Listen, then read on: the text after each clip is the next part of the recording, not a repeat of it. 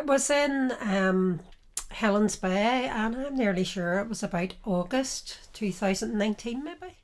Now we're not quite sure where it was, the summer of 2019 or 2020 was lockdown. It was pre-COVID.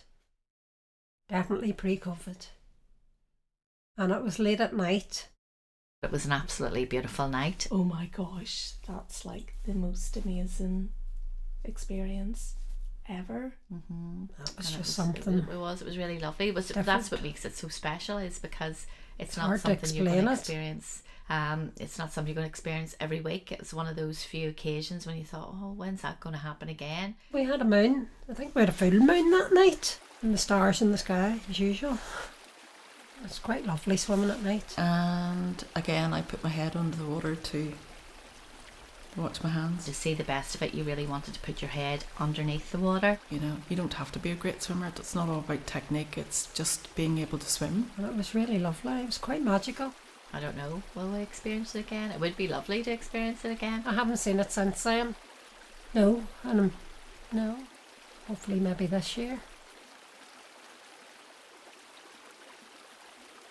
So you're swimming in the dark, and when you put your head under the water, your hands would it's almost like a mysterious glowing object through the water, because it's dark, but yet you had light. When you put your head under the water, you could see your hands. It would kind of stay with you forever, that experience, because we all did it together, and everybody was kind of buzzing when they got out of the water and said, oh, that was fantastic. And It just made it that much more special, because it was really magical.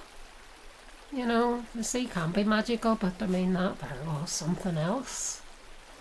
All the lights, and it was just the strangest thing. And your hands, it was almost like your hands were luminous in the water. You could see all the bubbles Yeah, you would see it off your refracting hands. Or in the light, except that the water, the sky was black because the sun hadn't come up.